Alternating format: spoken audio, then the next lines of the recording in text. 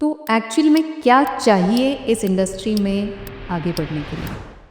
जज्बा, Junooniyat. Young generation की सबसे बड़ी गलती है शॉर्टकट। लोगों को जल्दी जल्दी सब कुछ चाहिए। कई न्यू कमर्स यहाँ पे आते हैं और कास्टिंग काउट के शिकार होते हैं। क्या है कास्टिंग काउट? ये भी एक स्कीम है। बहुत स्कीम प्रिवेलेंट है। ना लड़कियाँ बड़ी क्यूट होती हैं। लड़कियाँ मान जाती हैं, मुस्लिम्स को फ्लैट नहीं देते। ये बहुत ही कड़वा सच है। जो आप झेलोगे वो आपकी वाइफ भी झेलेगी और बच्चे भी झेलेंगे। लोगों को कुछ नहीं पड़ेगा। जिन 4 लोगों की दुनिया बात करती है, 4 वो सिर्फ कंधा देने आते हैं जब आप मर जाते हैं। जिंदगी टेढ़ी मेढ़ी ही है। एक कहावत ऐसे बोलते हैं कि अगर ज़िंदगी इतनी आसान होती तो अल्लाह आपसे जन्नत का वादा ना करता। मोहब्बत रूहानी होती है, आज के ज़माने में जिस्मानी। मेरे पास एक डायरी है जिसका नाम है कोई है नहीं सुनने वाला, तो तुम ही मेरी माशूका। लास्ट टाइम कब रोए थे? 2-3 दिन पहले हैं।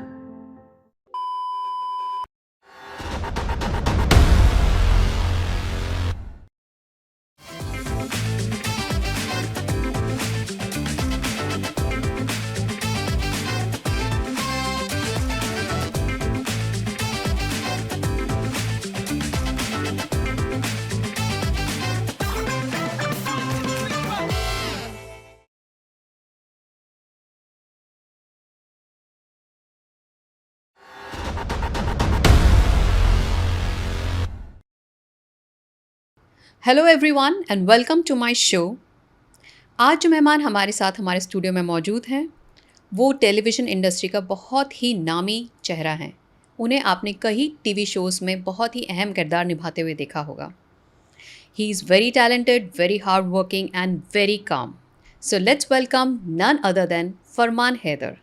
हाय फरमान, कैसे हैं आप? मैं बहुत अच्छा हूँ, आप कैसे हैं? मैं बहुत अच्छी हूँ। आपको आपके फैंस नित्यम और नमन के नाम से जानते हैं, बट आज हम शुरू से शुरुआत करेंगे और जानेंगे कि फरमान हैदर कौन है। तो हम शुरुआत करते हैं आपके बचपन से। एक बहुत ही बड़ी आंखों वाला और मोटू सा ओह, एक बच्चा, जिसके 2 माँ बाप हैं। मतलब एक वो जिन्होंने जन्म दिया, एक वो जिन्होंने बहुत पाला पोसा बड़ा किया। सो नाना नानी। ओके। हाँ, दोनों को उतना ही प्यार जितना लोग अपने सगे माँ बाप से करते हैं। नाना नानी भी उतनी वैल्यू रखते हैं ज़िंदगी में जितने माँ बाप रखते हैं। बहुत ही ब्लेस्ड, बहुत ज़्यादा प्यार मिला है ज़िंदगी में बचपन से। और लोग मुझे कन्हैया बोलते थे क्योंकि थोड़ा शरारती भी था, मक्खन खाने वाला भी था, घी भी खाता था और बड़ी सारी माँओं ने प्यार किया है। जो रिलेटिव्स हैं, आसपास रहती हैं, तो कन्हैया जी किसी के भी साथ भी चले जाते थे। तो बहुत लाडले थे आप। बहुत लाडला था, आज भी हूँ। तो खैर आगे चलते हैं ज़िंदगी में। कभी मैंने सोचा नहीं था कि मुझे एक्टर बनना है। माँ बाप बड़े ही फिल्मी, तो पापा जो हैं, मम्मी को जितेंद्र साहब बहुत पसंद थे। और क्योंकि मम्मी का नाम मेरा जो है, मम्मी का नाम है शबाना आज़मी और पापा का नाम है आश्कार हुसैन, तो शबाना आज़मी जो हैं वो शबाना आज़मी जैसी ही हैं। ओके। बड़ी फिल्मी है, ठीक है। वैसी दिखती भी हैं? दिखती में मतलब आपको देख के लगता ही है कि मम्मी बहुत ही अब सुंदर आप होंगी। किसी औलाद से पूछोगे तो उसके लिए तो कोहिनूर है माँ बिल्कुल बाप। बिल्कुल। उनसे खूबसूरत कुछ नहीं हो कुछ सकता। तो दोनों ने शादी की और अपने जो सपने हैं आई थिंक अपने बच्चों में ढूंढे। तो हमेशा जब भी कोई फंक्शन होता था स्कूल में, कॉलेज में, कि बेटा तुमको ये करना है, नुक्कड़ नाटक हो गया, कोई प्ले हो गया, एनुअल फंक्शन हो गया। ज़िंदगी आगे बढ़ती रही और मैंने कभी नहीं सोचा था कि मैं मुंबई पहुंचूंगा, कभी एक्टर बनूंगा, ऐसा कभी नहीं था। 12th क्लास पास हुआ, ग्रेजुएशन किया, कहाँ LLB से किया किया, आपने? मुरादाबाद। मुरादाबाद। LLB आपने वहीं से किया? हाँ। सो अपना LLB तक हो गया, और LLB से पहले ही मैं दिल्ली निकल गया था मॉडलिंग्स की, मॉडलिंग के जो प्रोजेक्ट हैं वो करने के लिए। एंड वहाँ पे बहुत सारे ठग हैं जिन्हें आप बोल सकते हो। तो जो है ठग विद्या बहुत ज़्यादा है, तो पैसे लूट लेंगे, सिखाएंगे कुछ नहीं, काम कुछ नहीं देंगे। आपके साथ ऐसा एक्सपीरियंस हाँ हुआ है? हुआ है। लेकिन मुझे लगता है कि ज़िंदगी में हर एक चीज़ आपके साथ होनी चाहिए जो आपके अंदर फायर बिल्ड करती है। तो जब हम लुट गए तो हमने सोचा कि अब तो जंग जायज़ हो गई, अब तो रिकवरी करनी पड़ेगी पैसों की। बिल्कुल। लेकिन दिल्ली में उतना काम है नहीं, क्योंकि सब जानते हैं कि ये माया नगरी है। क्या किस्सा हुआ था आपके साथ में? पैसे ले लिए कि आपको कुछ सिखाएंगे और आपको प्रोजेक्ट्स दिलाएंगे, लेकिन कुछ नहीं, मतलब वो लोग कुछ नहीं सिखाते हैं। ऐसा चलो, ऐसा बात करो, ऐसा करो, ऐसा वर्क करो, कॉन्टैक्ट्स देंगे हम आपको, तो ये लेकिन आपकी कुछ नहीं। मॉडलिंग से रिलेटेड था या हाँ। कास्टिंग था? वो लोग ऐसे बोलते हैं कि हमारे पास सब कुछ है, ओके मॉडलिंग भी है, एक्टिंग भी है, आप जो करना चाहते हो आप वो करो। ओके हाँ, और दिल्ली में बहुत होता है ऐसा। ओके।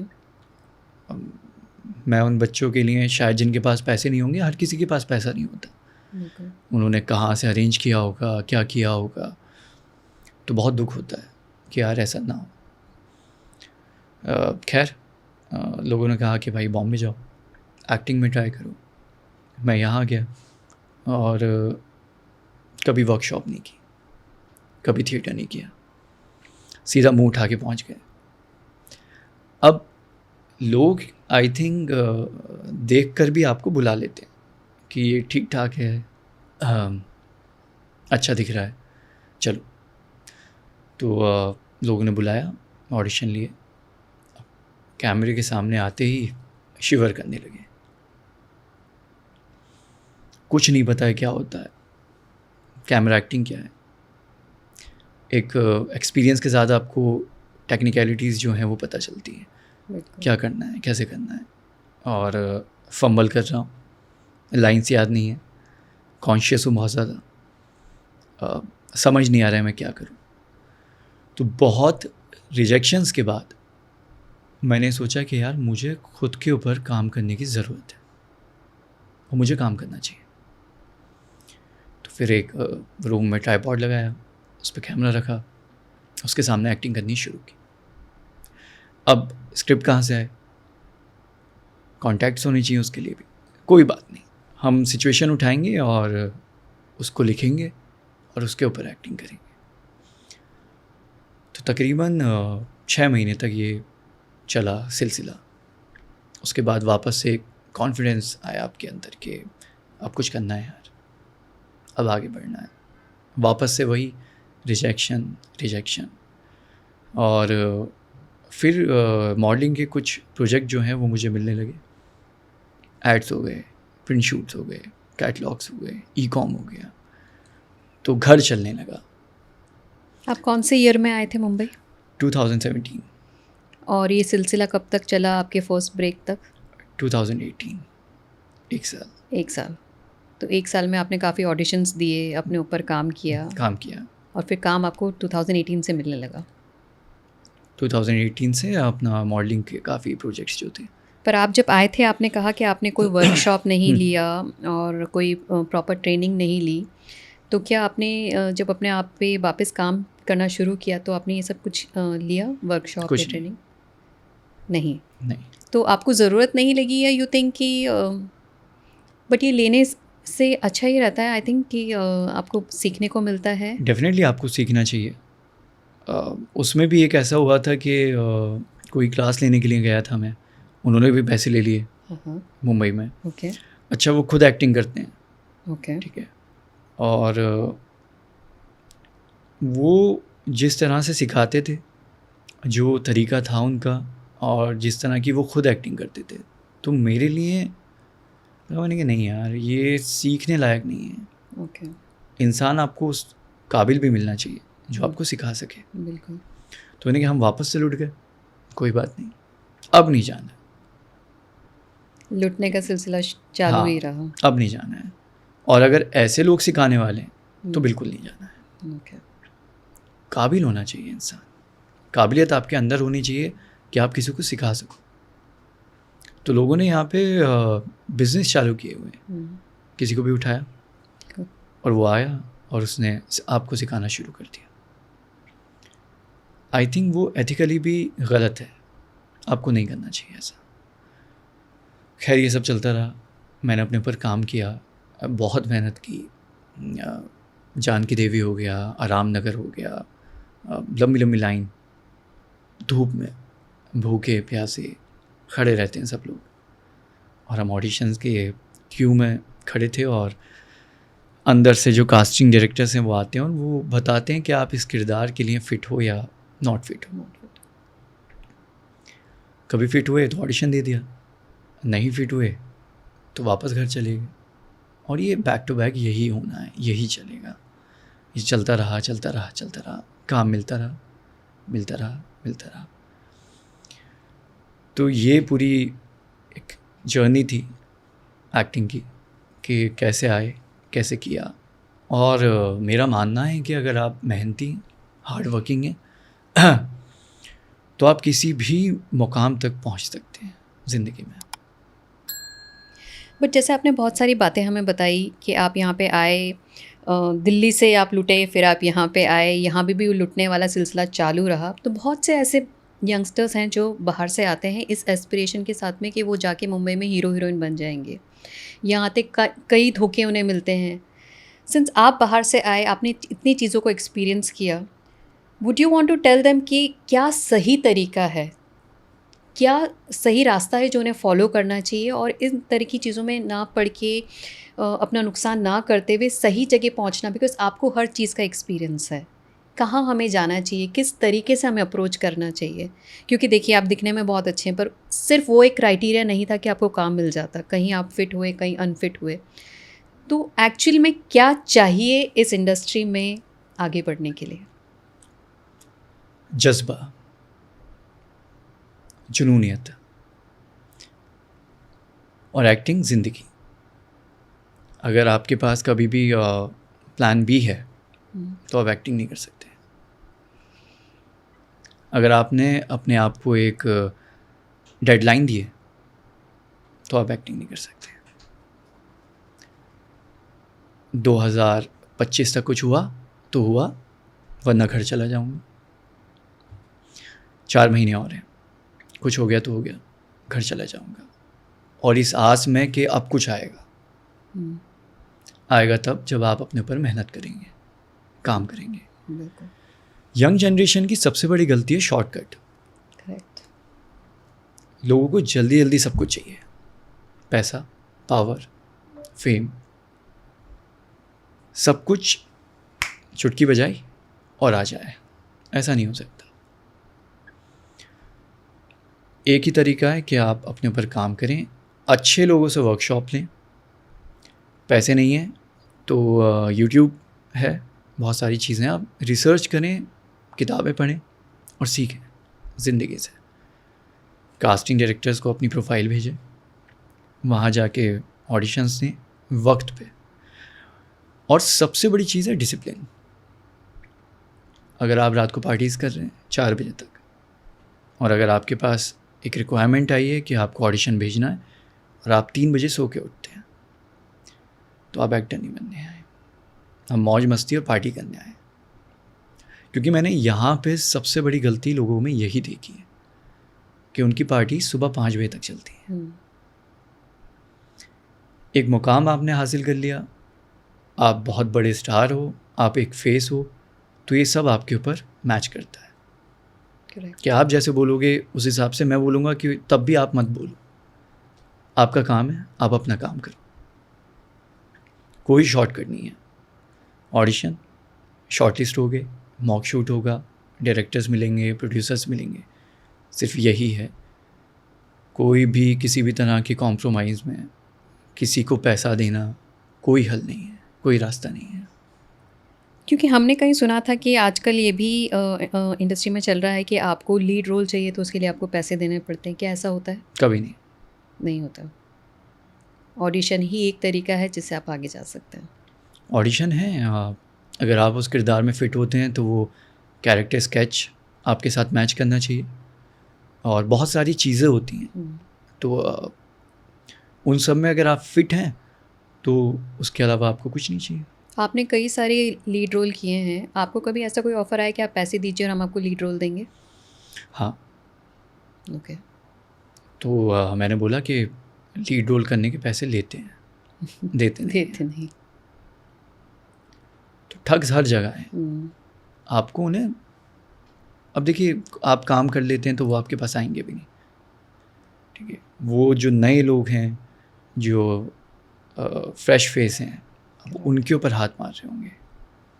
तो मुझे नहीं पता अभी क्या चल रहा है, कौन सी नई स्कीम है उनके पास, लेकिन कुछ ना कुछ उनके पास नए फंडे होते हैं इंसान को फंसाने के लिए। क्योंकि वो ये जज कर लेते हैं कि इस इंसान की कितनी ज़रूरत है, कितनी नीड है, बाहर से आए हैं, यहाँ पे रह रहे हैं, रेंट देना है, अपनी लिविंग को अर्न करना है, जल्द से जल्द काम चाहिए।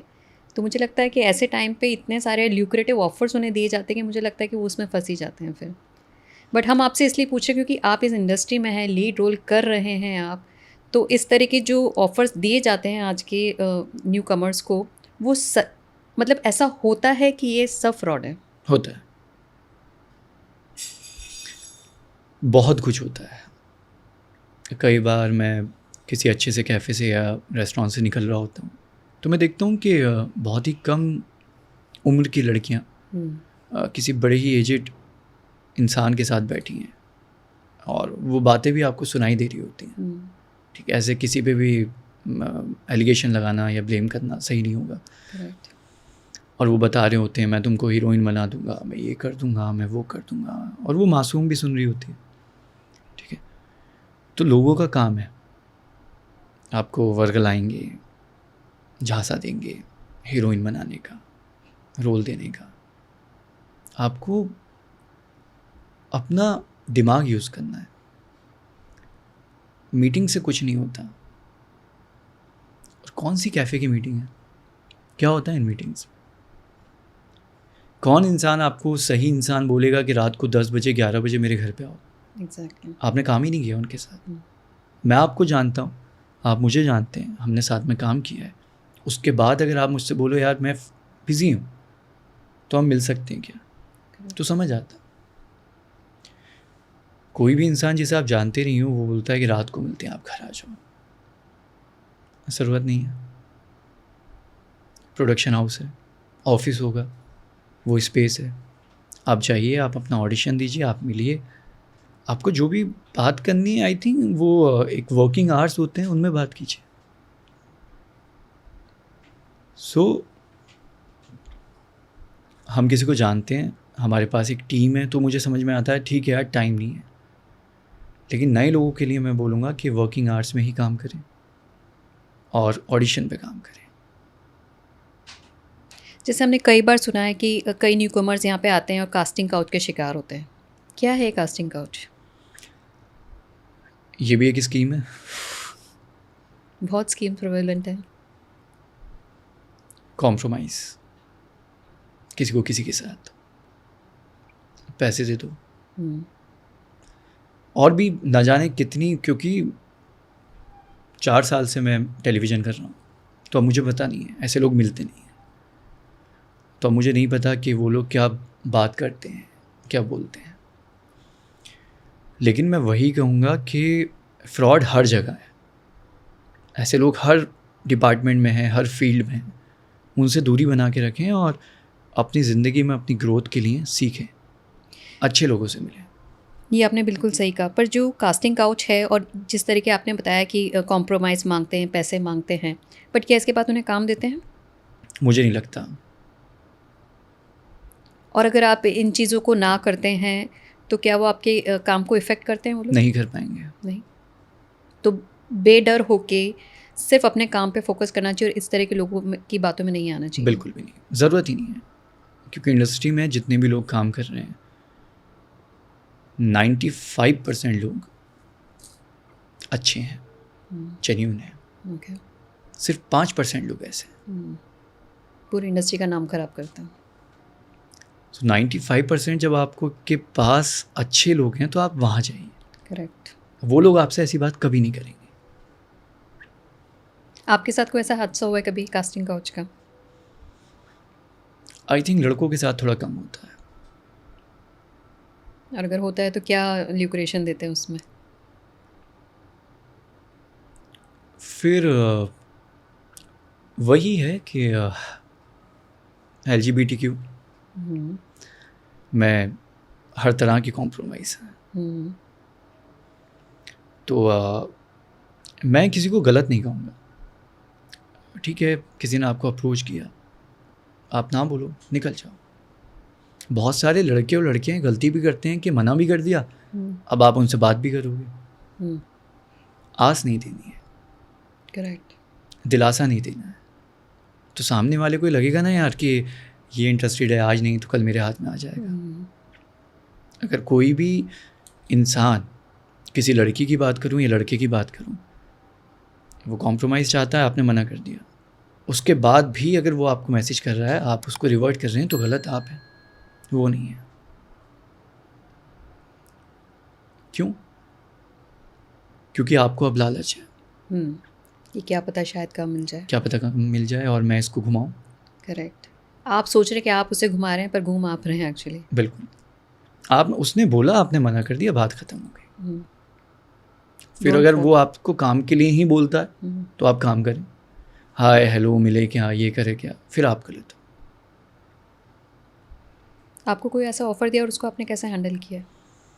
नहीं कर सकता और बात नहीं की।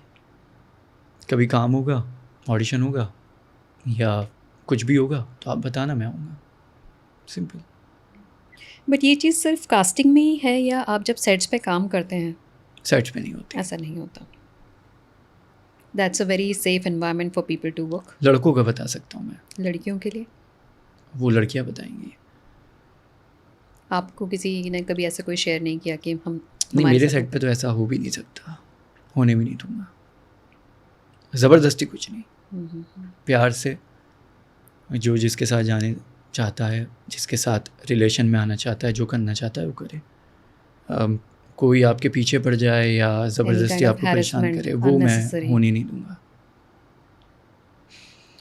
क्योंकि अभी इस तरह की बातें बहुत चलती हैं कि work place should be safe for women. तो यही वजह मैं आपसे पूछ रही हूँ क्योंकि सेट पे आप लोग रहते हैं, आपके साथ बहुत सी लड़कियाँ भी काम करती हैं, वहाँ पे यंग एज की लड़कियाँ भी हैं, सब तरह की। तो इस जो सेट पे उनको अच्छा काफ़ी सेफ एनवायरनमेंट मिलता है। मैंने जितने भी प्रोजेक्ट्स किए हैं वो सब टीम एक नंबर है, ओके। तो वो आपको फैमिली की तरह रखते हैं। तो किसी भी मेरे तरह की यहाँ कोई दूसरी प्रॉब्लम आप कभी फेस करते हैं सेट्स पे कि मुझे नहीं लगता यार ऐसी वाली कोई प्रॉब्लम है। कभी आपको बहुत गुस्सा ही आ जाए कि ये क्या है, मतलब हमें यहाँ रोज़ काम करना है पर ये चीज़ यहाँ पे सही नहीं है?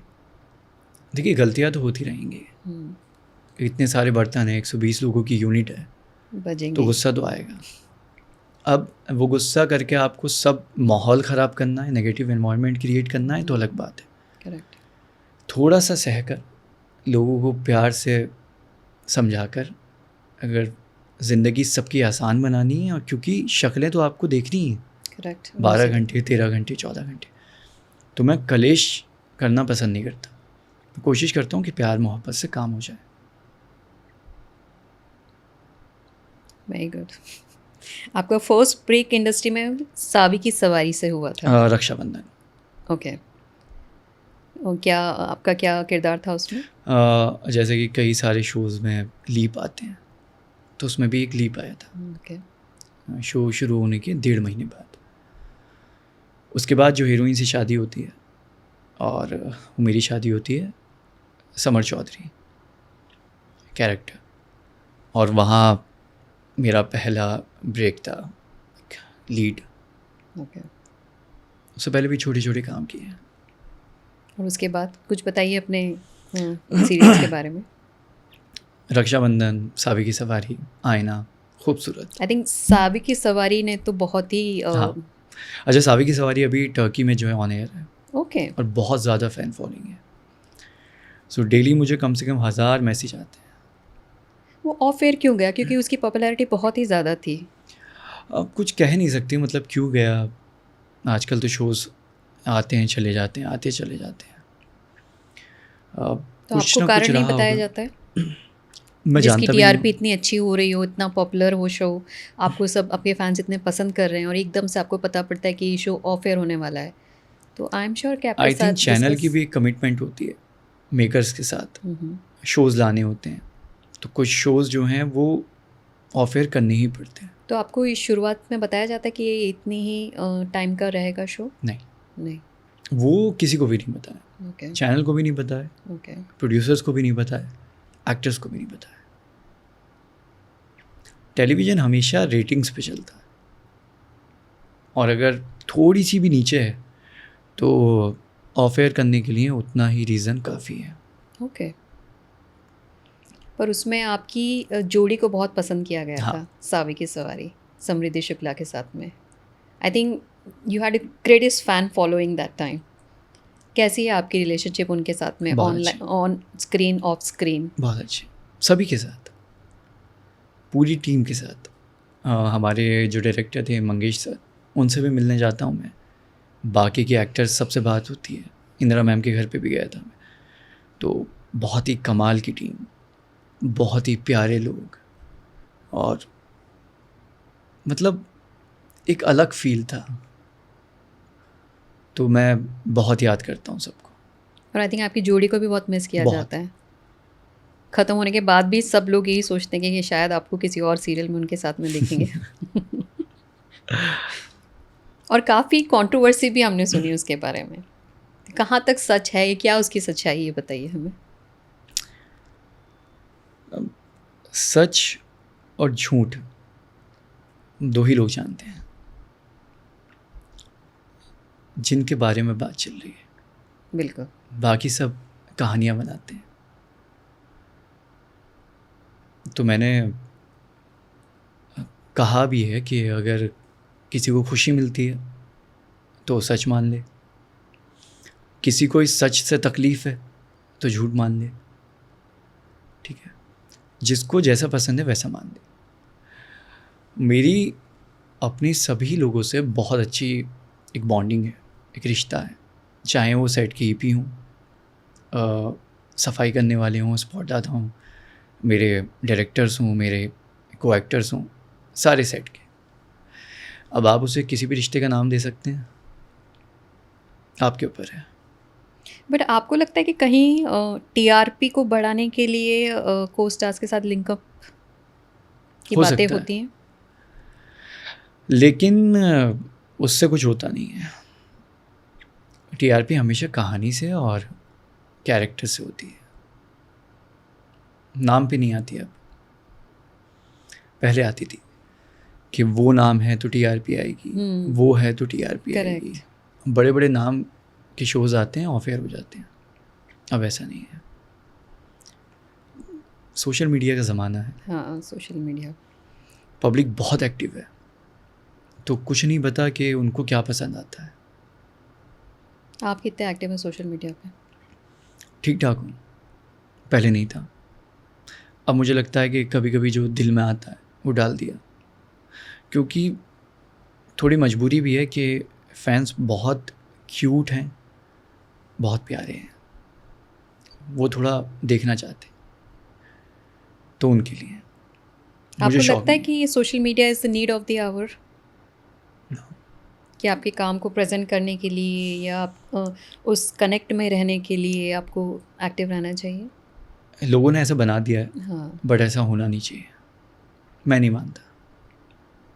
जिस तरह आपने बताया कि इनफैक्ट शुरुआत में मैं आपको ये बोलना चाहती थी कि आपने बताया कि आपके पेरेंट्स बहुत ही फिल्मी थे and they were the ones जिनकी वजह से आप इस इंडस्ट्री में आए हैं। खास करके बहुत सारे पेरेंट्स ऐसे होते हैं जो बोलते हैं कि बच्चे इस राह पे ना जाएं, सब पढ़ाई में ज़्यादा ध्यान दें, बट आपके पेरेंट्स ने आपको इस और बढ़ाया है। तो इस बात से ही हम ये अंदाज़ा लगा सकते हैं कि वो काफ़ी कूल पेरेंट्स हैं जो चाहते हैं कि आप ये करें, इस चीज़ में आगे बढ़ें। तो मुझे नहीं लगता कि बहुत प्रॉब्लम होती, बट मैंने बोला ना कि ये सब तो रीज़न है।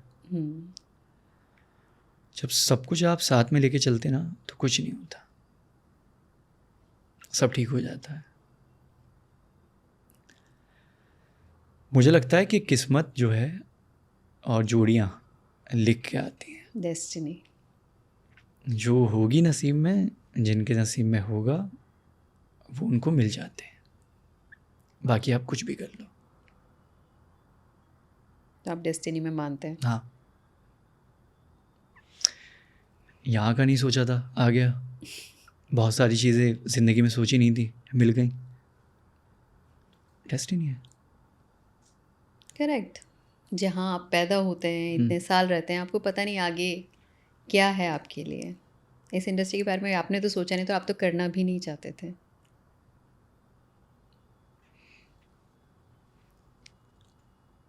इस इंडस्ट्री में आप हैं और आप जिस तरह से अभी हमें बता रहे थे इन टर्म्स ऑफ कि मुस्लिम्स को घर नहीं मिलता है, रेंट पे घर नहीं देते हैं, और जिस तरह की डिफ़िकल्टीज़ फेस करनी पड़ती है, तो जिस इंडस्ट्री में आप हैं वहाँ पे इस तरह की कोई भी चीज़ आपको कभी लगा कि जस्ट बिकॉज आप मुस्लिम हैं तो कोई भी 1-2% लोग हैं ऐसे, हैं? और किस तरह की 98% नहीं है। किस तरह की प्रॉब्लम्स फेस करनी पड़ती है, या उन लोग का बिहेवियर? नहीं, बिहेवियर तो उनका ऐसा कुछ नहीं है। होगा भी तो दिखाएंगे नहीं। क्योंकि हमारी इस इंडस्ट्री में तो काफ़ी लोग मुस्लिम हैं। इंडस्ट्री बहुत अच्छी है इस मामले में, ऐसा कुछ है नहीं। So they accept you with open heart and open. But आपका बाहर से आना और यहाँ पे काम करना, आपको कभी भी did you feel nepotism anywhere? हो तो हर जगह है। आपके साथ कोई ऐसा हादसा हुआ है कि जहाँ पे आप बहुत अच्छे कैंडिडेट थे उसके लिए, बट वो रोल किसी और को मिल गया, या किसी और तरह का? नेपोटिज्म की वजह से नहीं, कैरेक्टर स्केच की वजह से। Okay.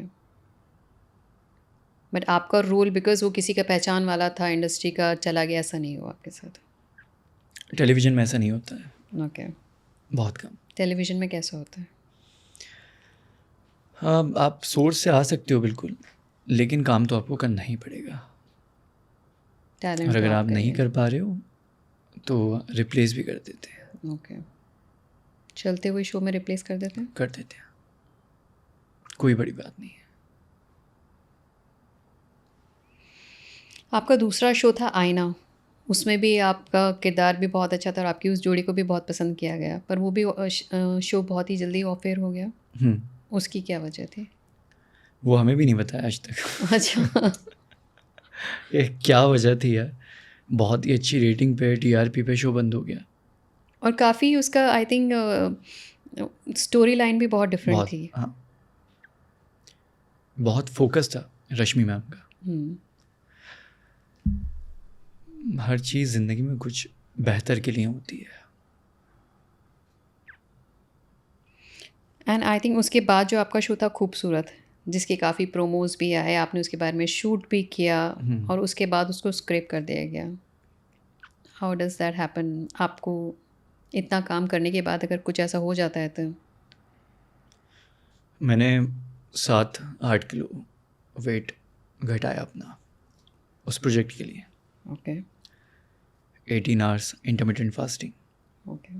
Proper high protein, low carbs, workout. उसके अलावा बहुत मेहनत जो हम सब करते हैं की, और एक दिन पता चला कि शो होल्ड पे है, फिर पता चला कि शो स्क्रैप हो गया है। कितना शूट कर लिया था आपने उसमें? 15 एपिसोड, ओके। प्रमोशन? ऑलमोस्ट 2.5 महीने। ओके। डिजिटल कैंपेन भी हम कर चुके थे ओके। प्रमोशनल एक्टिविटीज़ के लिए। रिलीज़ नहीं किया था, वो अलग बात है, लेकिन कुछ हुआ होगा मेकर्स के और चैनल के बीच में, हमें नहीं पता, और मुझे जानने का शौक भी नहीं है। बट इसके कॉन्सिक्वेंसेस तो आपको फेस करने ही पड़ते हैं। हाँ, कुछ लोग ये मान लेते हैं कि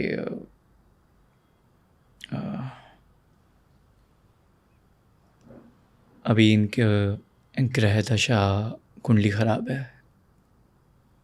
कुछ लोग मान लेते हैं कि मेकर्स ने ऐसा किया, कुछ लोग मान लेते हैं चैनल का वक्त ख़राब चल रहा है। तो लोगों का अपना अपना बिलीफ सिस्टम है, वो जैसा आपको देखना चाहते हैं वैसे ही आपको देखेंगे। मेरा मानना ये है कि ये वक्त मेरी ज़िंदगी में आना बहुत ज़रूरी था, बहुत कुछ सीखा। पता चला कौन अपना है कौन पराया है, किसको फ़र्क पड़ता है किसको नहीं पड़ता है, क्या मैं सीख सकता हूँ, क्या मुझे और सीखना है, ये खाली वक्त कैसे बिताना है, लोगों की अहमियत क्या है ज़िंदगी में, कौन दुश्मन है। ये खाली वक्त बार बार आता रहेगा। आपकी जो इंडस्ट्री है और जिसमें आप लीड का किरदार प्ले करते हैं, तो इस इंडस्ट्री में पर डे के हिसाब से एक एक्टर बहुत अच्छे से कमाता है। जब तक उसका काम है बहुत अच्छी अर्निंग है, और किसी एक दिन ऐसा होता है कि कोई शो बंद हो गया या शो आने से पहले स्क्रैप हो गया। इस तरह की सिचुएशंस जब होती है तो बहुत अनसर्टेनिटी, इनसिक्योरिटी का सामना करना पड़ता है, और ये मैंने देखा कि बहुत बार ऐसा होता है, और आपके साथ भी एक शो में ऐसा हुआ है कि आपका शो का प्रोमो हुआ, आपने काफ़ी शूट किया और उसके बाद वो स्क्रैप हो गया। तो उसकी क्या वजह थी, and how do you deal with this kind of insecurities and uncertainties?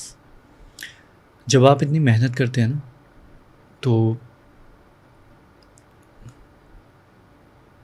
मैं एक दिन रोया भी था कि आप बहुत मेहनत की है और बहुत ही प्यारा कंटेंट था।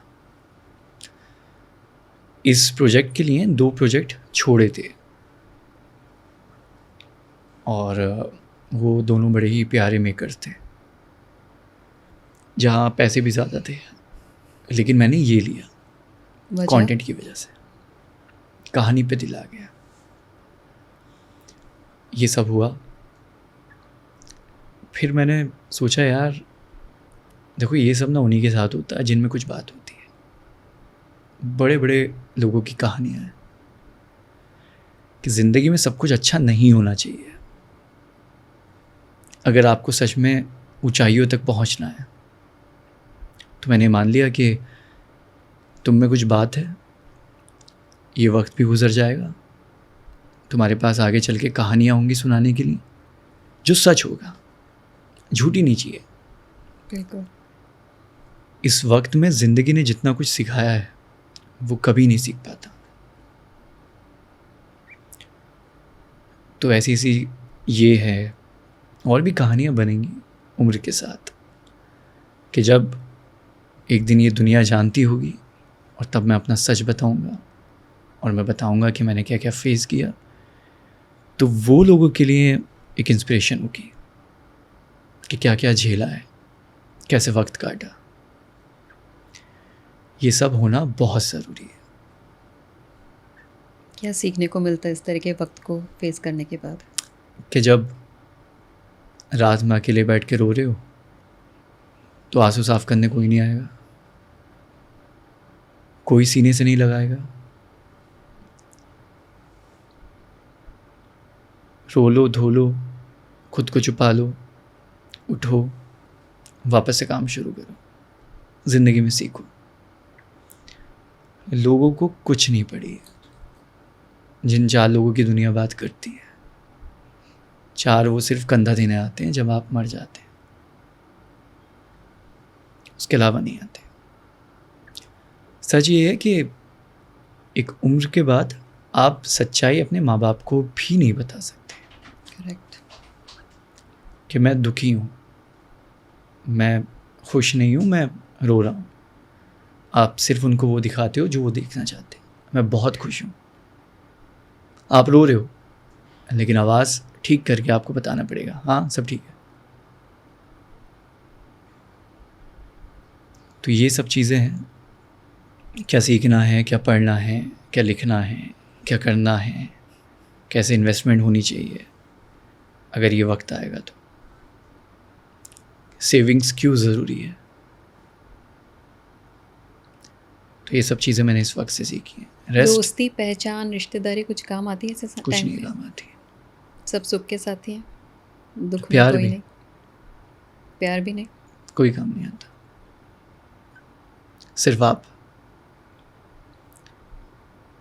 सिर्फ आप ही हैं जो खुद को संभाल सकते हैं, कोई नहीं आएगा। तो फिर किसी ने सही कहा है कि गुजर जाएगा ये वक्त भी, ज़रा सब्र तो रख, जब खुशियाँ नहीं टिकी तो गम की क्या औकात है। बस यही सोच के आगे बढ़ना पड़ता है। बेशक लोग आपको दिलासा देते हैं और दिलासा इंसान को कमज़ोर बनाता है। दिलासा देते हैं पर काम नहीं देते। काम नहीं चाहिए। मैं सिर्फ खुदा से मांगता हूँ, इंसानों से नहीं। काम के लिए मैं मेहनत करूँगा, मैं अपने आप को साबित करूँगा कि मैं लायक हूँ। 10 लोगों में, 50 लोगों में, 100 लोगों में, 1000 लोगों में मैं लायक हूँ तो काम मिल जाएगा। मैं काम के लिए लोगों की लोलू पोजू, मतलब ऐसा बोलते हैं कि आगे पीछे घूमना, टेक्स्ट करना, ये सब नहीं करता। ये मैं वो हूँ ही नहीं। अगर ये हो गया तो फिर मैं नहीं रहूँगा। Very true. और जब आप काम करते हैं और किसी एक तरह का किरदार जब आप प्ले करते हैं तो, और जितने टाइम के लिए वो किरदार, वो सीरियल आपका चलता है, उस किरदार में आप रहते हैं, तो मुझे लगता है कि वो आपके अंदर आ जाता है। तो जब आप दूसरा किरदार, दूसरा सीरियल करते हैं तो कितना डिफ़िकल्ट होता है एक किरदार से दूसरे किरदार में जंप करना? ऐसा कुछ नहीं है, कोई मेथड नहीं है ये। लोग ऐसा बोलते हैं, मुझे बड़ा फेक साउंड करता है कि मैं उस कैरेक्टर में घुस गया था, हाँ। निकल ही नहीं पा रहा हूँ। ऐसा कुछ नहीं होता है। कैरेक्टर होता है। राइटर की जो कलम है वो आपसे एक्टिंग कराती है, नए इमोशंस देती है, पुराने से अलग बनाती है। आपको अच्छा एक्टर बनना है। अच्छा एक्टर नहीं भी हो तो भी चलेगा। तो आपके लिए कभी ऐसी डिफ़िकल्टी नहीं हुई कि मैं इस किरदार में था, मुझे दूसरा करना है, कैसे करूँगा मैं? इतना नहीं सोचता। अगर आप इतना सोचोगे तो एक्टिंग कर ही नहीं सकते हो। राइटिंग अलग है, कैरेक्टर स्केच अलग है। आप उसे पढ़ोगे, आप उसे करोगे, सिंपल। और जिस तरह से हम अभी बात कर रहे थे इनसिक्योरिटी, अनसर्टेनिटी की, जो इस लाइन में बहुत है, कभी भी सीरियल बंद हो सकते हैं, काम जा सकता है, आपको चेंज किया जा सकता है। तो जब तक एक्टर वो काम कर रहा है, अच्छे से कमा रहा है, उसको फेम, नेम सब कुछ मिल रहा है, पर इस अनसर्टेनिटी के साथ जीना एक बहुत मुश्किल बात होती है। और कई लोग तो मेंटली स्ट्रांग होकर इस बात को झेल लेते हैं, बट कई होते हैं जो कि मेंटल हेल्थ के शिकार हो जाते हैं। सुसाइड तक भी लोगों ने किया है इस अनसर्टेनिटी की वजह से। तो आप कैसे अपने मेंटल हेल्थ को बैलेंस रखते हैं और आप इसके बारे में क्या कहना चाहेंगे? जब हम इस फील्ड में आए तो हमें ये जान लेना है कि भाई कुछ भी फिक्स नहीं है, कभी भी कुछ भी ख़त्म हो सकता है। लोगों ने फिल्में बनाई हैं कई साल और डब्बे में गई। बहुत सारी सीरीज़ हैं डब्बे में गई, शोज़ हैं डब्बे में गए। कई सालों की मेहनत थी और ये हर जगह है। तो अगर आप फाइनेंशियली बात कर रही हैं तो आपको इन्वेस्टमेंट करनी चाहिए या साइड बाय साइड कुछ ना कुछ करना चाहिए। रेस्ट आपको एकदम हेड स्ट्रांग होना है कि कुछ भी हो सकता है, लेकिन मैं मेहनत करता रहूँगा। और अगर आपका बिलीफ सिस्टम है ना कि आप भूखे नहीं मरोगे, काम आता रहेगा तो आता रहेगा। जितना पॉजिटिव हम सोच सकते हैं उतना सोचें। नेगेटिव जो चीज़ें हैं, नेगेटिव जो थॉट्स हैं, उनकी तरफ इंसान को जाना ही नहीं है। सिंपल। अपने आप को मेंटली स्ट्रांग रखना बहुत ज़रूरी है। बहुत। आपके साथ कभी ऐसा होता है कि इतना किसी बात को लेके आप डिप्रेस हो जाएं और आपको ऐसा लगे कि मैं सब छोड़ के बस अब मैं हिमालय पे जाना चाहता हूँ? नहीं, छोड़ूंगा नहीं मैं, गिव अप नहीं। चीज़ें नापसंद होंगी, नेगेटिव थॉट्स आते हैं, उनको अवॉइड करो, अच्छा सोचो, थोड़ा बाहर हर निकलो। टाइम तो एक जैसा नहीं रहता है। बिल्कुल नहीं रहता है। ज्ञान देना और समझाना भी मतलब बहुत आसान है, लेकिन मैं कहूँगा कि सब कुछ होगा, बस आपको अवॉइड करना है, अच्छा सोचना है। फिर नेगेटिविटी आएगी, फिर उसको दूर करना है, फिर अच्छा सोचना है, अच्छा करना है। जिनको भी आप मानते हैं, प्रे करनी है, ज़िंदगी में सब अच्छा होगा। आप स्पिरिचुअलिटी में मानते हैं?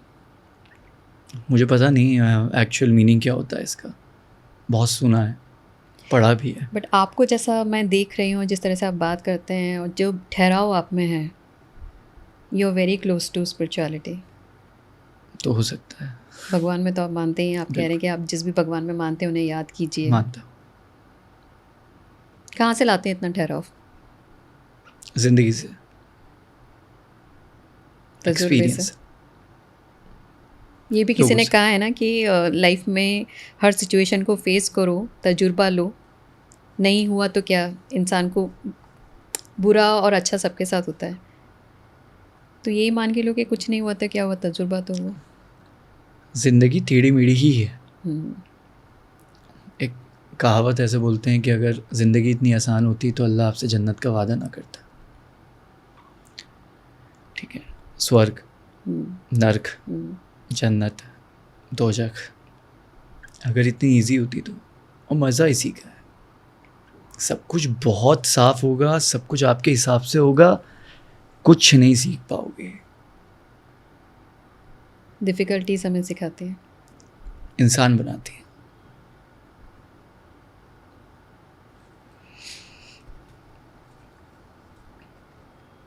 तो आपको भी कभी भी भागने का तो नहीं, मैं भगोड़ा नहीं हूँ।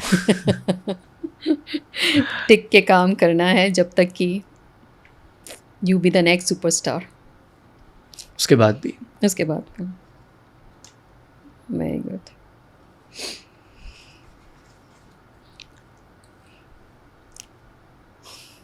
आपके लिंकअप्स के बारे में हमेशा सोशल मीडिया बहुत खबरें छापते खबरें हैं। छापती हैं, काफ़ी न्यूज़पेपर्स में भी आपके लिंकअप्स के बारे में आया है। आप कैसे इन चीज़ों से डील करते हैं? अच्छा लगता है। आप छापो जो छापना, सच्चाई क्या है मैं ही जानता हूँ। लेकिन कभी किसी ने दिल की बात नहीं पूछी, आप क्या चाहते हो, बिल्कुल। आप कैसे देखते हो, आपको क्या चाहिए, कैसा चाहिए। तो मैं कभी किसी को नहीं रोकता, मैं बोलता हूँ आपको जो लिखना है आप लिखो, जो पूछना है आप पूछो, मुझे मत बताओ। कोई स्क्रिप्ट तैयार नहीं करनी है, आप जो पूछोगे मैं जवाब दूंगा। तो अब देखिए, मीडिया का काम है, वो तो लिखेंगे। बिल्कुल। आपका काम है कि आप बड़े ही प्यार से ले लें जो उन्होंने लिखा है। उनका काम है, उनको रोके ना, उनको उनका काम करने दें। आप अपनी चीज़ों पे फोकस करें। या गुस्से में किसी को टेक्स्ट कर दिया, आप कैसे लिख सकते हो, ये कॉल करने लगो, डिलीट करो, ये मैं नहीं करूँगा। आपका काम है, आप लिखिए। आपको अगर ऐसा लगता है तो कोई बात नहीं, मेरा नाम किसी भी गलत इंसान से आज तक नहीं जुड़ा है। अच्छे लोग हैं, कोई दिक्कत नहीं है। आपको और लिखना है और लिख लीजिए। पर हम आपसे पूछेंगे आप क्या चाहते हैं, आपके दिल की बात। मैं तो चाहता हूँ कि एक बहुत ही अच्छी पार्टनर हो, मैं उन्हें अपने साथ लेके घूमूं। कैसी होनी चाहिए वो? अरे यार, आज बहुत लोग सुन रहे हैं, बता ही दीजिए आप कि फरमान को कैसी पार्टनर चाहिए। मुझे सिर्फ और सिर्फ मोहब्बत चाहिए। दिक्कत यह है कि आज के ज़माने में ना हर चीज़ बतानी पड़ती है, कह के करवानी पड़ती है। जेंजी, गहराई नहीं है। हम पुराने ज़माने के, ओल्ड एज स्कूल। उतनी नहीं है लेकिन ख़त लिखने वालों में से हैं। अच्छा। वो प्यार का पहला ख़त, हमारे अनेक ख़त होते हैं, पहला, दूसरा, तीसरा, चौथा। अरे वाह। तो हाल ही में बैठा था रात में और मोहब्बत के बारे में मैंने लिख लिया कि कैसी चाहिए। तो शुरू ऐसा है कि मैं तुम्हें देखता रहूं, तो मुझे देखती रहो, मेरी आंखों से समझ जाओ कि मेरे दिल की बात क्या है। मैं तुम्हारा चेहरा देख के समझ जाऊं कि तुम क्या बताना चाहती हो। मेरी सिसकियों से मेरी धड़कनों का अंदाज़ा लगा लो। मैं जब ना भी देखूं तो मेरे होने का एहसास हो, मैं क्या सोचता हूँ, क्या मैं करता हूँ, ये तुम आंखों पे पट्टी बांध के भी बता दो। मोहब्बत रूहानी होती है, आज के ज़माने में जिस्मानी है, इसलिए लोगों को फ़र्क नहीं पड़ता। बेटा बहुत अच्छा लिखते हैं। जब आपकी सोल अटैच है तो इंसान ऐसे भी बता देगा कि आप क्या कर रही होगी, कॉफ़ी कैसे पीती हो, चलते कैसे हो। अगर आपने कोई शेल्फ से किताब निकाली तो ऐसे निकाली, ऐसे निकाली, ऐसे निकाली। आज के ज़माने में लोग ये पता है कि कौन सी ब्रांड पीते हैं, वाइन पीते हैं या बियर पीते हैं, विस्की पीते हैं, स्कॉच पीते हैं, कहाँ की पीते हैं। मोहब्बत के बारे में किसी को नहीं पता। बट जैसी मोहब्बत आपको चाहिए वैसी आज के ज़माने में मिल सकती है? बहुत कम है कि मैं कहूँ कि चलो किसी पहाड़ पे चल के बैठते हैं, कॉफ़ी पे तुमसे बात करेंगे, ज़िंदगी को कैसे देखती हो, मैं कैसे देखता हूँ, क्या चाहता हूँ, बहुत कम लोग हैं। उससे पहले फ़ोन निकल आएगा, वीडियोस बनेंगी, स्टोरीज डलेंगी, हर एक चप्पे चप्पे की। हम घर से निकले, अब हम कैफ़े पहुँचे हैं, अब यहाँ से निकले, अब रोड पे हैं, अब हम अपने डेस्टिनेशन पे पहुँच गए हैं। दिक्कत ये है,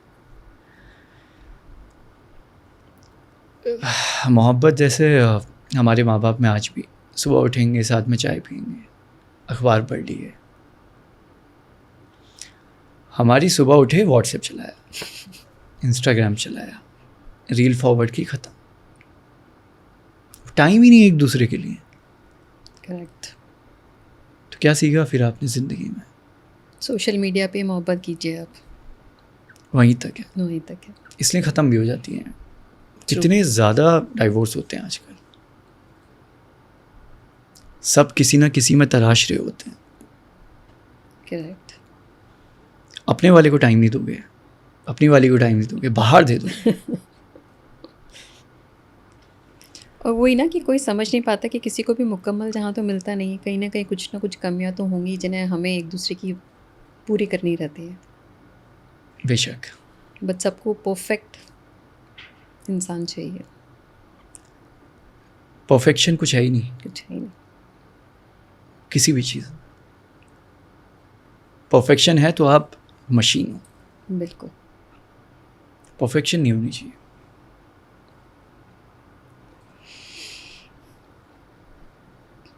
कौन सा ऐसा एक इंसान है आपकी लाइफ में जिसको कोई भी रिप्लेस नहीं कर सकता? माँ बाप को कोई नहीं कर सकता, सोचने की बात ही नहीं है। तो उनके जैसा कोई नहीं है। उनके लिए कुछ भी। अपने पेरेंट्स से बहुत अटैच्ड हैं आप? बहुत ज़्यादा। एक्चुअली मैं हर इंसान से हूँ, हर इंसान के लिए करता भी हूँ। जब मेरा नंबर आता है तो कट जाता है। कहीं ना कहीं आप नाराज़ लगते हैं किसी ना किसी चीज़ से, ये इंसान अरे नहीं से। नहीं नहीं नहीं, बिल्कुल नहीं, नाराज़ नहीं हूँ मैं, प्यार की तलाश में हूँ। दोस्त हूँ, रिश्तेदार हूँ, लड़की हो, प्यार।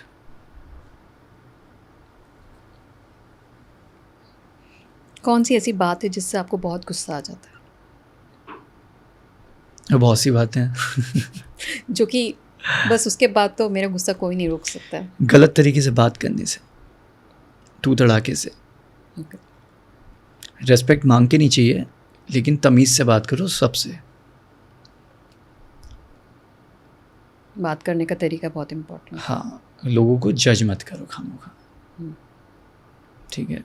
उन पे कुछ थोपो मत कि ज़िंदगी में ऐसा होना चाहिए, ये करो, वो करो, ऐसा करो, वैसा करो, ये है, वो है। खामोखा हूल लोगों को धमकाना या मेरे फ़ोन ना उठाना।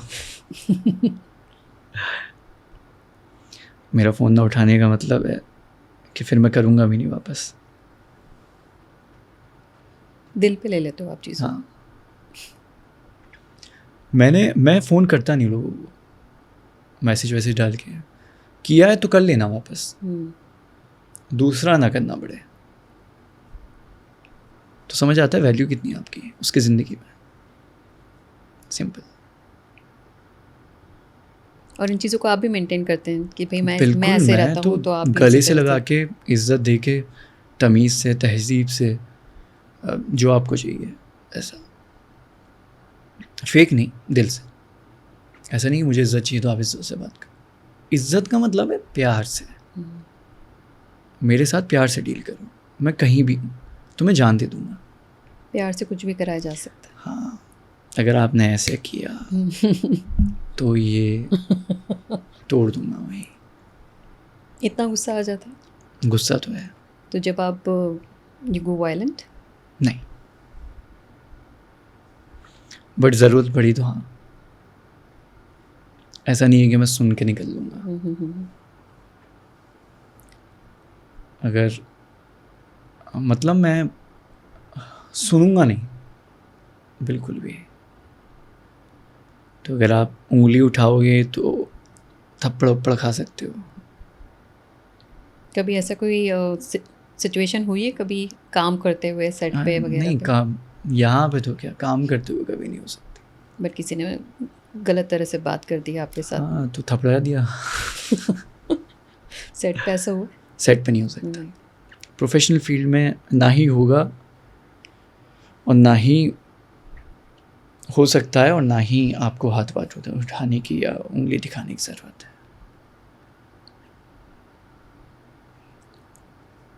आपके लिए क्या ज़्यादा ज़रूरी, कमिटमेंट या अपॉर्चुनिटी? डिपेंड करता है किस चीज़ की ज़्यादा ज़रूरत है। अगर खाने के लिए पैसे नहीं है तो अपॉर्चुनिटी। बट जैसे हमने सुना था कि आपको ये रिश्ता क्या कहलाता है का ऑफ़र आया था, बट आपने ऑलरेडी आयना के साथ में अपना कमिटमेंट कर दिया था। तो अगर आपने एक बार कमिट कर दिया तो फिर आप किसी को बीच में नहीं छोड़ सकते। फिर चाहे अपॉर्चुनिटी कैसी भी हो। It's a man of words. बेशक। क्योंकि बहुत लोग होते हैं ना आजकल इस चीज़ को देखते नहीं हैं, उनको जहाँ अच्छा मिला वहाँ निकल लिए। लालची दुनिया है। लालची दुनिया, सच्ची। किस चीज़ से काम करते हो, दिल से या दिमाग से? ये ज़्यादा इस्तेमाल किसका करते दोनों हैं? से। दोनों से। पर ज़्यादा ज़रूरी क्या है किसी भी फैसले को लेने के खुशी लिए? से। खुशी से। खुशी से काम करने की बात ही अलग है। कई जगह दिमाग की ज़रूरत पड़ती है, दिल तो मासूम है। खुशी जो है वो सही वर्ड है। कोई भी काम करो तो खुशी से होनी खुशी चाहिए। से करो। फिर दिल और दिमाग को तो देख लिया जाएगा।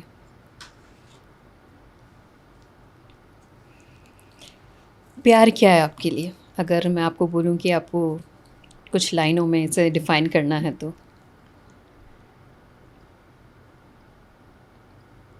प्यार जज्बात है, इश्क, जुनूनियत।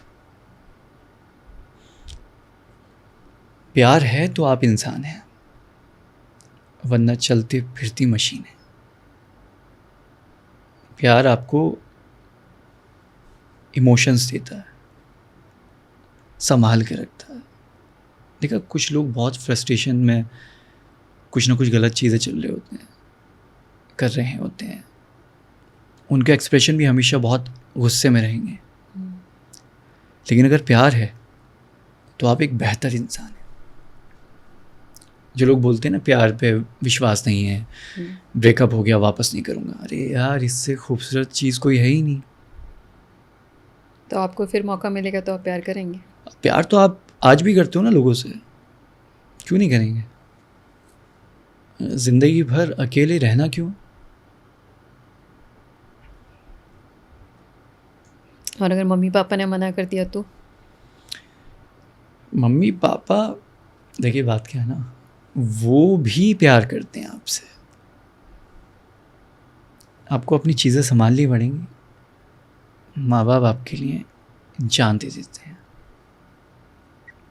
सबसे बड़े आशिक वही हैं। तो वो एक ऐसे आशिक हैं जो एक तरफा सब कुछ करते हैं। तो अगर आपके पास सब कुछ है, उनको लगेगा आपकी ज़िंदगी बेहतर हो सकती है, आप बहुत खुश हो, तो मान जाते हैं। बस मनाने की देरी है। पहले खुद तो मान जाओ। इतना अच्छा बोलते हो आप, लिखते भी हो हाँ, अकेलेपन में? लिखा अकेला ही जाता है।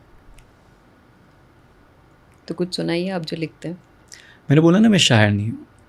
मैं लिखता हूँ जैसे मोहब्बत पे लिखा था। मोहब्बत पे सुनाइए। आपको सुनाया था। अच्छा, हाँ, भी अलग अलग टॉपिक्स पे मैं लिखता हूँ।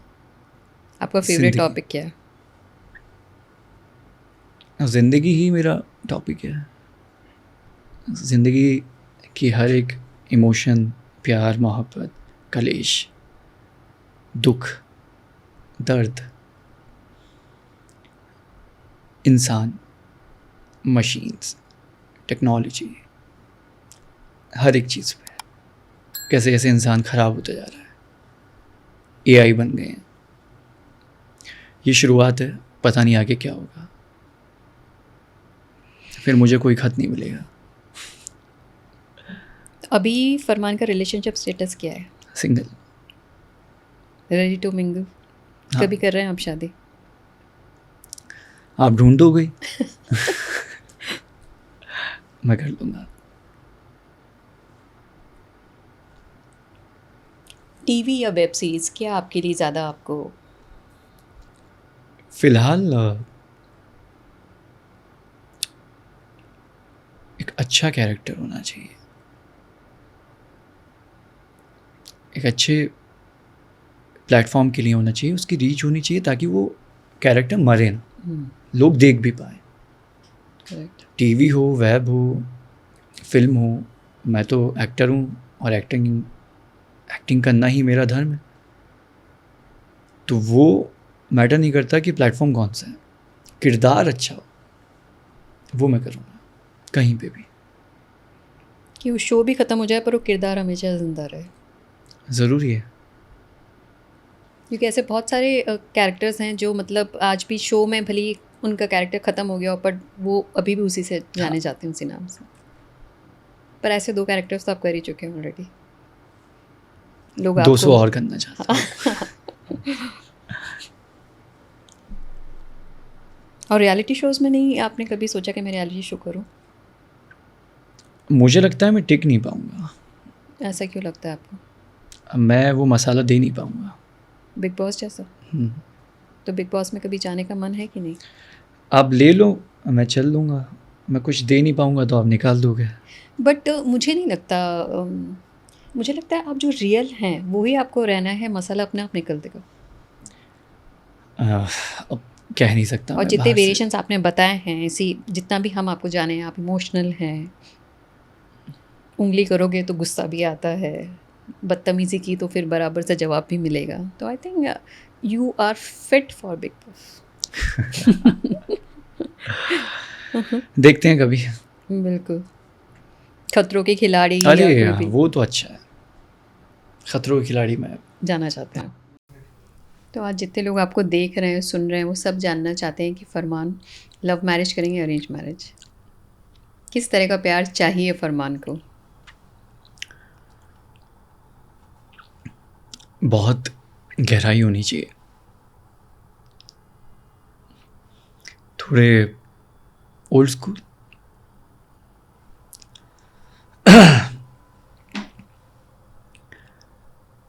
जो मुझे देखें, मैं उन्हें देखूं, सुकून आ जाए। ज़िंदगी में आपको सब कुछ मिल जाएगा पैसों से। सुकून जो है ना, वो आप जिनके साथ रहते हैं वहीं पे आता है। तो एक ऐसी पार्टनर जिनके अंदर पीस हो।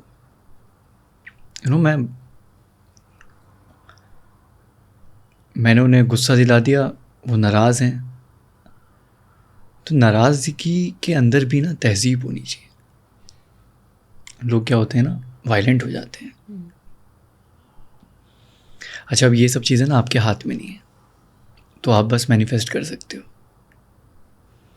क्योंकि अगर अरेंज मैरिज हुई तो वक्त नहीं मिलेगा, लव मैरिज में थोड़ा सा वक्त मिल जाता है जानने के लिए, लेकिन किसी भी रिश्ते को बनने के लिए ना 6-7 साल लगते हैं। 7 साल के बाद भी वो आपके साथ वैसा ही है तो ज़िंदगी में सब कुछ मिल जाएगा, और वैसा नहीं है तो ज़िंदगी ख़त्म हो जाती है। फिर आप एक दूसरे से भागोगे। घर आने की ना खुशी होनी चाहिए। दोनों काम कर रहे हैं, कोई पहले पहुंचा कोई बाद में पहुंचा, तो खुशी होनी चाहिए अंदर। You look forward for it. ज़िंदगी में सब कुछ अच्छा हुआ है तो मिल जाएगा ये भी। और जब आप ओल्ड स्कूल की बात करते हैं तो आपके प्यार का इज़हार करने का तरीका कैसा होगा? ख़त लिखना। वाह, आज के टाइम में खत आज भी है, बहुत सारे। आप लिखते हैं? हाँ। किसे लिखते हैं? जिनसे मैं प्यार करता हूँ। ये दोनों को लिखे लास्ट। और आगे भी लिखेंगे? और आगे भी लिखूँगा। नहीं, लिख के रखे हुए हैं। अच्छा, भेजे नहीं आपने? मेरे पास एक डायरी है जिसका नाम है कोई है नहीं सुनने वाला, तो तुम ही मेरी माशूका हो। ओह, तो वो मैंने वादा किया है कि जब किसी से बेइंतहा मोहब्बत होगी वो डायरी उस किस्से में जाएगी जिसमें मेरी ज़िंदगी लिखी हुई है। क्या हुआ, कब हुआ, कैसे हुआ, खुशी कब थी, गम कब आया, आज हंस रहा हूँ, कल मैं रात को रो रहा था। अरमान रोते हैं? हाँ, कब? कभी भी, किस बात को लेके? किसी भी बात को लेके, माँ बाप को याद करके। लास्ट टाइम कब रोए थे आप? 2-3 दिन पहले। रियली? रोना आपको अंदर से खोल देता है, वरना आपके चेहरे से ना नूर ख़त्म हो जाएगा। रोगे नहीं तो पत्थर दिल बन जाओगे। कोई मर रहा होगा, आपके दिल में उसके लिए रहम नहीं होगा। ज़रूरी है,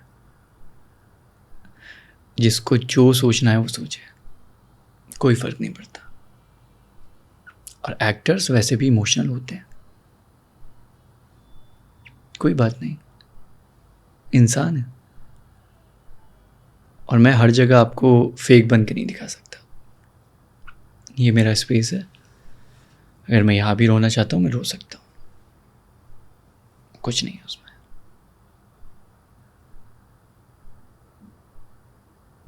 ये सब चीज़ आप उसमें लिखते हैं उस डायरी में? हाँ। और आपने अभी आपकी 2 एक्सेस को ये डायरी नहीं दी? नहीं। अभी भी उस इंसान का इंतज़ार है जिसे डायरी जाएगी? बहुत बड़ा तोहफा होगा उनके लिए, ज़िंदगी लिखी होगी उसमें। और आप समझ रहे हो कि मैंने क्या मांगा, मुझे क्या मिल गया, मैं किन चीज़ों के लिए शुक्रगुजार हूँ। Thank you God, thank you उन सब के लिए जो मेरे करीब हैं, जो मुझसे प्यार करते हैं। थैंक यू कि मैं आज आपके साथ इस पॉडकास्ट पे हूँ, कि मैं यहाँ तक पहुँचा, कि लोग मुझे सुनना चाहते हैं, मिलना चाहते हैं, मेरे साथ तस्वीर लेना चाहते हैं। ऐसी हर एक चीज़ उसमें है। इतनी गहराई कहाँ से लाते हैं आप? आई थिंक ये वक्त के साथ आती है, और यादें आपको एहसास दिलाती हैं। ये घर छोड़ दिया, माँ बाप बहुत दूर हैं, बीमार हो तो भी कोई आपको पानी पिलाने वाला नहीं है, इंसान उठ नहीं पाता, तकलीफ़ में होता है, तो ठहराव आपके अंदर आ जाता है अकेले रह के। You are a very emotional person I feel. Yes I am. क्योंकि जिस हिसाब से आप हर बार ये बात करते हैं कि प्यार से कोई भी चीज़ कराई जा सकती है, तो आई थिंक आपकी लाइफ में मुझे लगता है सब कुछ है, सिर्फ उस सही प्यार की ज़रूरत है या इंतज़ार है। ऐसा नहीं है, बहुत लोग प्यार करते हैं और बहुत प्यारों को आपने ठुकरा दिया, तो अब जो आए उसके साथ ये मत करना। आमीन। हाँ, मौके सबको नहीं मिलते, और अगर मिल जाते हैं तो कदर करना सीखो। बिल्कुल। तो फरमान अगर सोना बन के किसी को मिलेगा तो किसी नए शख्स को, जिनको चाहिए था उनको मिल नहीं पाया।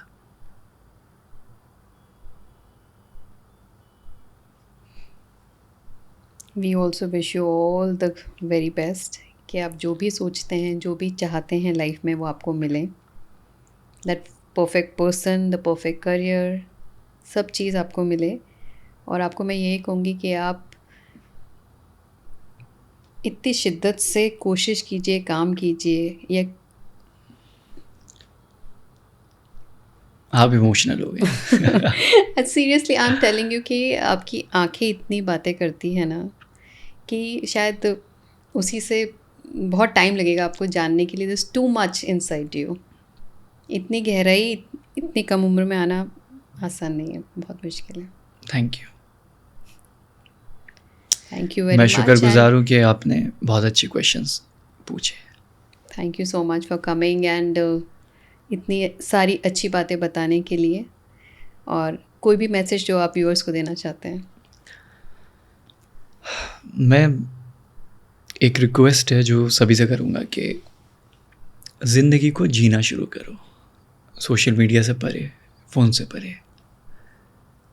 10 मिनट ही सही, माँ बाप हैं तो उनसे बात करो, और अगर नहीं है तो ऐसों से बात करो जो बात करना चाहते हैं, सुनना चाहते हैं। परिवार है, दोस्त हैं, नेबर्स हैं, कोई भी है। बाकी मैं हर इंसान से बेइंतहा मोहब्बत करता हूँ, जो भी मिलता है मुझे।